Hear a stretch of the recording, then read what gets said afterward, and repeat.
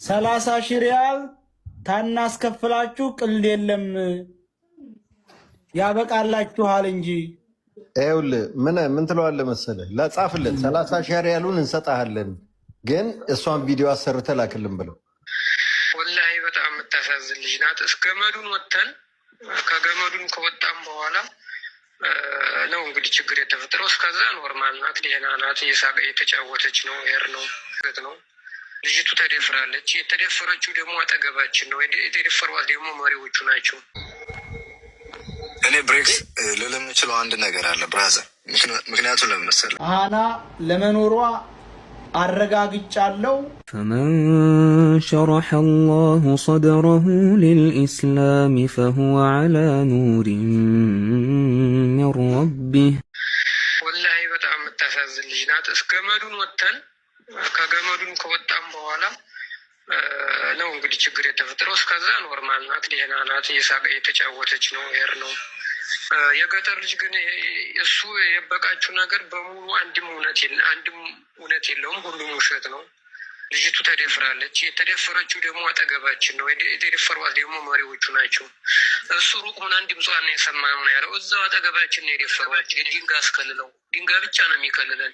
እንደዛ በጥሽ እየመጡ ሲወስዷት፣ እየጎተቱ ሲወስዷት አይናችን እያየ ያው ሁላችሁም ይገባቸዋል። የስደት ነገር ስደት ጥሮ ማለፍ ነው። እዛ ጋር ምንም ማድረግ የማንችለው ወንድነት የማይሰራበት ቦታ ነው። የታጠቁ ናቸው። ምንም ማድረግ የማንችልበት ቦታ ነን። ይሄ ሁሉ ሲሆን ምንም ልንረዳት አልቻልንም። ከዛ በኋላ ያ ሁሉ ካለፈ በኋላ እንደገና ሀይድን ከሄድን በኋላ እዛው አስቀሯት። እሷን ወደኋላ እኛን ሂዱ አሉ። ሻንጣዋን ምናምን ይዘን ሆርን ያለው ውሾቱን ነው። እዛው ነው አስቀምጧልን፣ አስቀምጠናል። ስልክ አወራች የተባለውም አላወራችም ከማንም ጋር። ህይወት የተበላሸ ያለችውም አላለችም። ውሾቱን ነው። አብረን አድረናል የሆነ ቦታ ያለውም ውሾቱን ነው። አላደርንም። ከዛ በኋላ እኛ አላየናትም። በቃ እስከ ደፍረዋት ሲያበቁ እነሱ ናቸው በቃ ይዘዋት የሄዱት። እስከዛ ደህና ናት። ደፍረዋትም ዘወር ብለን ስናያድ ቁማለች። ያው እያለቀሰ እየጮኸች ነበረ። ያው ምንም እዚህ ላይ ልነግራችሁ አልችልም። ወላሂ በጣም የሚያስለቅሰው፣ በጣም ያሳዝናል። ምንም ማለት አይቻልም። እየሰማችሁ ነው። አብሮን የተጓዘው አብሮን ያላችሁ ሸር አድርጉኝ። እኔ ልንገራችሁ፣ እኔ ጋር የሄደው ልጅ እነሱ ጋር የሄደው ልጅ አንዳንድ ጊዜ ኮምፕሊንክ አድርጉኝ፣ ሪከርድም አድርጉኝ። አብሮ የሄደው ልጅ ተገጠር ሊጋ ማለት ነው፣ ተየለኑ ሊጋ ማለት ነው። ከነሱ ጋር አብሮ ነው የተጓዙት። እሱን ደግሞ ያመጣው ይሄ ገጠር ልጅ ሰው አጠራቅምልኝና ሰው አንተ በነጣ ትሄድ ያለህ ብለውት ነው የሄደው የገጠር ልጅ። አንድ ማለት ሁለተኛ ደግሞ ኢቃማውንም አሁን ምንም የከፈለ የለም። ኢቃማውንም ሲሄድም በነጣ ነው። ሌሎቻቸውን ጀዋላቸውን ተቀምተዋል። ጎረውን ታለፉ በኋላ የገመዱን መንገድ እንደውም ተሁሉም ፊት ነው አሉ የወጣቸው። እዛ ከወጣይ በኋላ ድንጋይ ተፊታቸው አብረው ቁጭ ታሉ በኋላ ከዛ አንስተዋት እንትኖቹ መሪዎቹ አንስተዋት ድንጋይ ብቻ ነው አለ የሚከልለን ወስደው እያለቀሰ ሲደፍሯት አይናችን ያለ ታጣቂ ናቸው። ታጥቀዋል። ሁሉን ነገር ማድረግ ይችላሉ። ምንም አንልም፣ ዝም አልናል፣ ጠጣልናል ስንል ከዛ ከደፈሯት በኋላ ቆመች። እኛ ጋር ልትመጣ ስትል ከለከሏት። ቆማ እያየናን ነበር፣ ስታለቅስም እያየናን ነበር። ድንጋይ ብቻ ነው የሚከልለን ሲደፍሯት፣ በአይናችን ድንጋይ ድምጧን እየሰማን እያለቀሰች የገጠር ላይ ለራሱ አይቷል። ተፊታችን አንስተው ትወስዷት። እዛም ሲደፍሯት ስትጮህ እየሰማት ነው፣ አይቷል። ገባችሁ አይደል?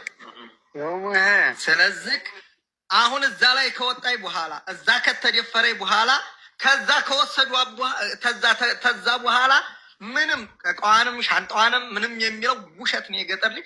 ከዛ በኋላ ደበቁናል። እሷን ተደፈሯት በኋላ ከወሰዱ በኋላ ከዛኛ ጋር ልትደበለቅ ስትል እዛው መልሰው ወሰዷት። ወደኛ ጋር እንዳትመጣ ያዟት። ስለዚህ የገጠር ልጅ ሁሉን ነገር ያውቃል። ኢቃማውን በነጣ ነው፣ ተዝህም ሲሄድ በነጣ ነው። ስለዚህ እሱ ወላሂ ደብቋል። ሁሉን ነገር ያውቃል የገጠር ልጅ።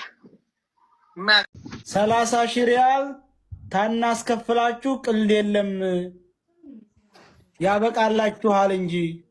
ይኸውልህ ምን ትለዋለህ መሰለህ? ለጻፍለት 30,000 ሪያሉን እንሰጣለን፣ ግን እሷን ቪዲዮ አሰርተህ ላክልን ብለው። ከዛ እንሰጣለን። ችግር የለውም። 30,000 ሪያል እኮ ለእኛ 30 ብር ናት። ምን ብር አይተህ አታውቅም እንዴ? ዋናው የእሷን ቪዲዮ ስሩና ቪዲዮዋን ላኩልን። 30 ሺህ አይደለም 60 ሺህ እንሰጣችኋለን። እጥፍ እንሰጣችኋለን። ብር ብርቃችን አይደል? በብር ወገናችን እኮ አንሸጥም። አብሽር ብሩን ብቻ እሱ አለው ትበል። ቪዲዮ ትስራ። ሰያ አንዴ አዳምጠኝ ብራዘር። ሃና ለመኖሯ አረጋግጫለሁ። እንግዲህ ሁላችሁም እንደምትሰሙት ታዛቢ ማለት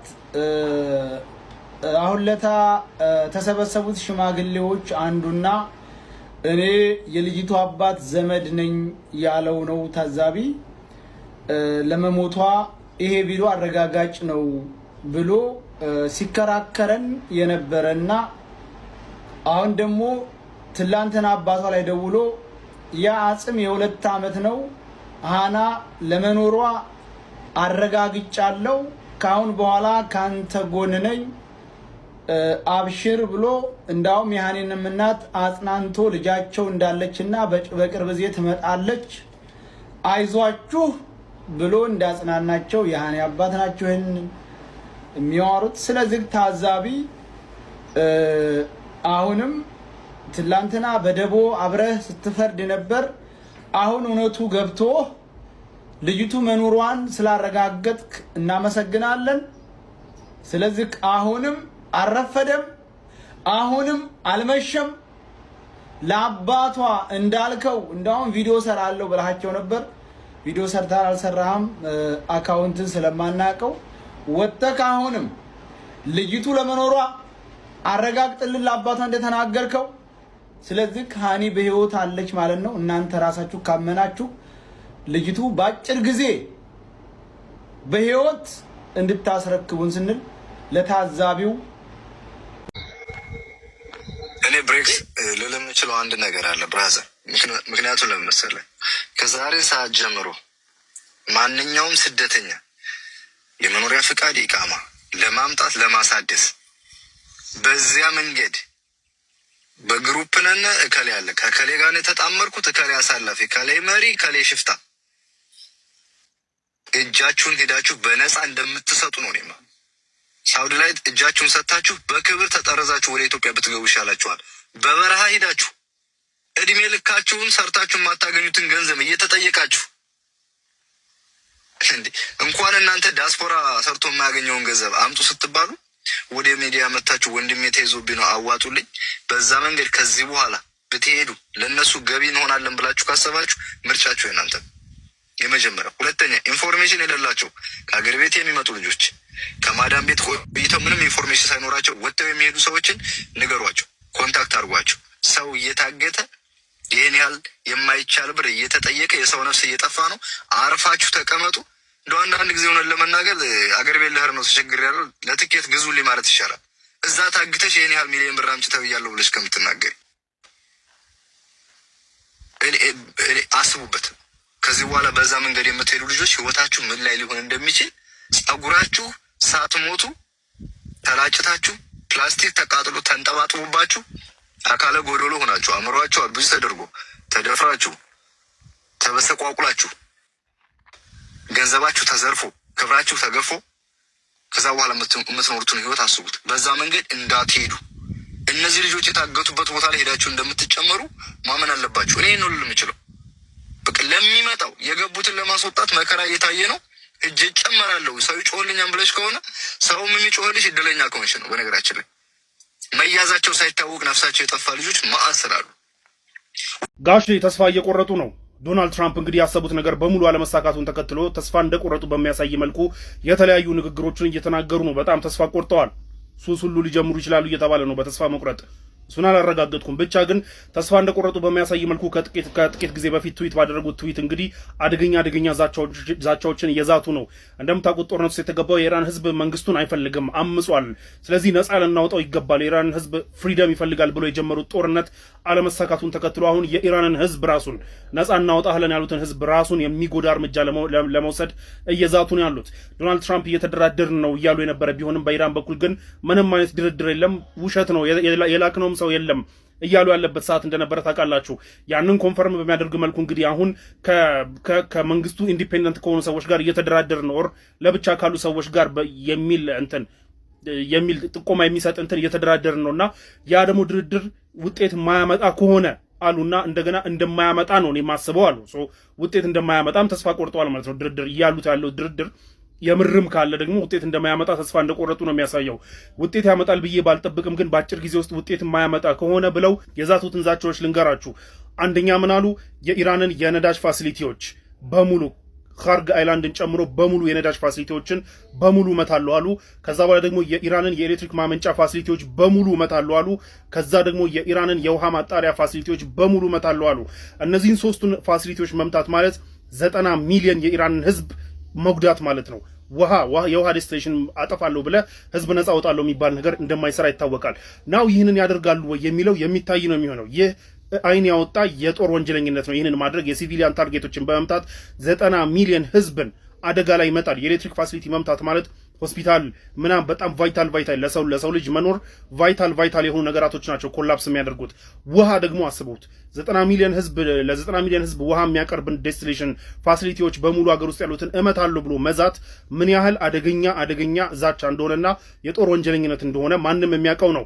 ይህንን አደርጋለሁ ማለታቸው ብቻ ሳይሆን ዶናልድ ትራምፕ በኢራን በኩል ግን ይህ ከተደረገብኝ ግን እኔ ብቻዬን አልሞትም ደሆል ሪጅን ይዤው ጠፋለሁ የሚል ዛቻ ከዚህ በፊት ሲዛት እንደነበረ ታውቃላችሁ። ሚድል ኢስት ውስጥ ያሉትን የነዳጅ ፋሲሊቲዎችና የውሃ ማጣሪያዎችንም እመታለሁ የሚል ዛቻ ከኢራን በኩል አለ። ትራምፕ ይህንን የሚያደርጉት ከሆነ ደሆል ሚድል ኢስትን ተያይዞ ገደል የሚያስገባ አደገኛ የሆነ ዋር ክራይም ነው፣ የጦር ወንጀለኝነት ነው። ናው ትራምፕ በዚህ ንግግራቸው አንድ ነገር በግልጽ አሳውቀዋል። ያሰቡትን ዓላማ ማሳካት እንደማይችሉ የኢራን መንግስት መገልበጥ እንደማይችሉ ማመናቸውን ነው የሚያሳየው። ከዛ ደግሞ እስካሁን ድረስ ፕላን ሲያደርጉት የነበረው በእግረኛ መግባት የሚባለውን ነገር እንደማያዋጣቸው ተደጋግሞ ሲነገራቸው እንደነበረ የሲኤንኤን የተለያዩ ዘገባዎች ሲናገር እንደነበር ነግራችሁ ነበረ። ይህንን የተቀበሉ ይመስላል ዶናልድ ትራምፕ እንግዲህ። ምክንያቱም በእግረኛ ገብቼ ማይከፍቱ ከሆነና ሁርሙዝን ማይከፍቱ ከሆነ በእግረኛ ገብቼ ያስከፍታለሁ ሳይሆን ማይከፍቱ ከሆነ ኢራንን አውድሚያት እወጣለሁ የሚል ዛቻ መዛታቸው የእግረኛውን ወረራ እንደማያዋጣቸው እንደተረዱ ነው የሚያሳየው። ይህ ከባድ የሆነ ተስፋ መቁረጥ ነው። ተስፋ የቆረጠ ሰው ደግሞ ምን አይነት አደጋ ሊፈጠር እንደሚችል ይታወቃል። አሜሪካ ውስጥ አንድ ደና ፖለቲከኛ ካለ ይህንን እብድ ሰውዬ ሊይዘው ይገባል። ምክንያቱም ደሆል ወርልድን አደጋ ውስጥ የሚከት እርምጃ እወስዳለሁ እያለ የዛተ ስለሆነ